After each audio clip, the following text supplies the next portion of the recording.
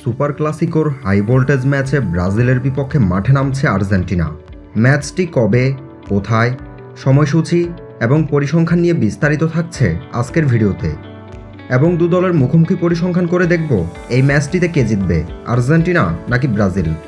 2026 বিশ্বকাপ বাছাই পর্বের এই ম্যাচটি দু দলের জন্যই খুবই গুরুত্বপূর্ণ, তবে বিশেষ করে ব্রাজিলের জন্য একটু বেশি গুরুত্বপূর্ণ, কারণ ইতোমধ্যে ব্রাজিল বাছাই পর্বের 12টি ম্যাচে 5 জয়, 3 ড্র এবং 4 হারে পয়েন্ট সংগ্রহ করেছে 18।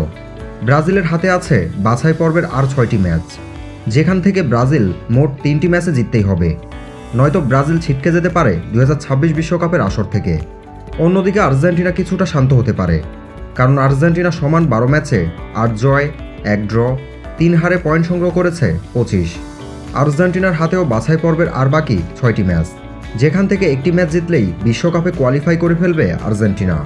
আগামী 26 মার্চ রোজ বুধবার সকাল 6টায় আর্জেন্টিনার ঘরের মাঠ এস্তাদিও মাস মনুমেন্টালে মুখোমুখি হচ্ছে ফুটবলের দুই চিরপ্রতিদ্বন্দ্বী দল আর্জেন্টিনা বনাম ব্রাজিল। সুপার ক্লাসিকোর এই ম্যাচটিকে ঘিরে এরই মধ্যে ফুটবল ভক্তদের মাঝে শুরু হয়েছে নানান হিসেব নিকেশ। চলুন অতীত পরিসংখ্যান করে দেখব ম্যাচটি কে জিততে পারে। আর্জেন্টিনার সাথে ব্রাজিলের প্রথমবার দেখা হয় 20 সেপ্টেম্বর 1914 সালে। সেই ম্যাচে আর্জেন্টিনা 3-0 গোলে পরাজিত করে ব্রাজিলকে, এবং সর্বশেষ দেখা হয় 21 নভেম্বর 2023 সালে। সেই ম্যাচেও আর্জেন্টিনা 1-0 গোলে পরাজিত করে ব্রাজিলকে।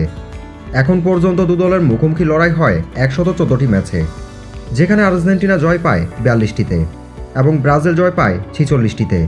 ড্র হয় 28টি ম্যাচে।